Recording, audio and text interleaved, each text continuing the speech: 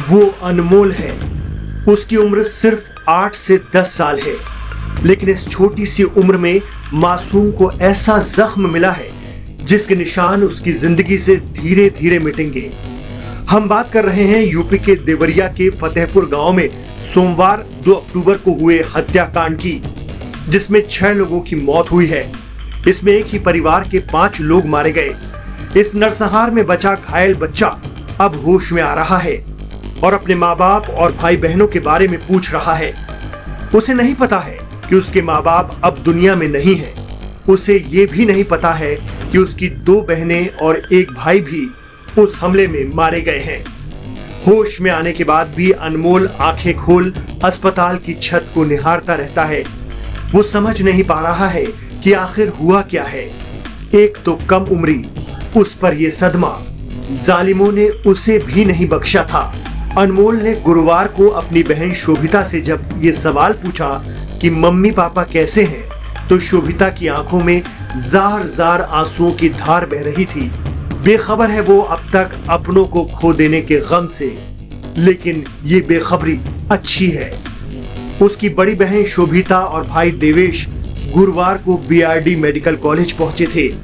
दोनों बहन भाई जब अपने सबसे छोटे भाई अनमोल के पास पहुंचे तो उसकी हालत देखकर रो पड़े। सब बातों से अनजान अनमोल ने दीदी कहकर पास बुलाया।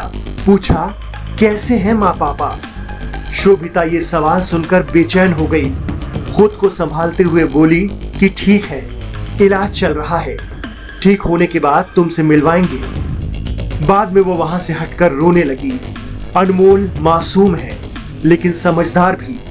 सिर पर लगी चोट की तकलीफ के बीच उसने कहा, दीदी तुम जाओ, आराम कर लो, तुम्हारी तबीयत ठीक नहीं लग रही। अपने छोटे भाई का हालचाल जानने के बाद शोभिता ने बताया कि उसकी और दोनों भाइयों की जान को अभी भी खतरा है।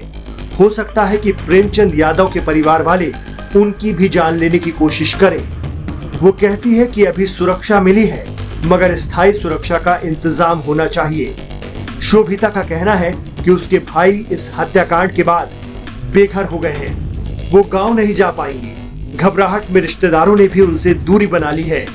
उत्तर प्रदेश के मुख्यमंत्री योगी आदित्यनाथ ने बीआरडी मेडिकल कॉलेज पहुंचकर मासूम अनमोल का हाल जाना था।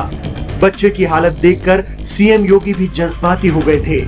उन्होंने इलाज कर रहे डॉक्टर्स और डीन को साफ हिदायत दी है कि अनमोल के ट्रीटमेंट में कोई कसर बाकी नहीं रहनी चाहिए। मनोचिकित्सक भी अनमोल पर नजर बनाए हुए हैं। घर पर अचानक हुए हमले और कत्ल गारत का मासूम के दिलो दिमाग पर गहरा असर हुआ है। उसे इस ट्रॉमा से निकालना बेहद जरूरी है।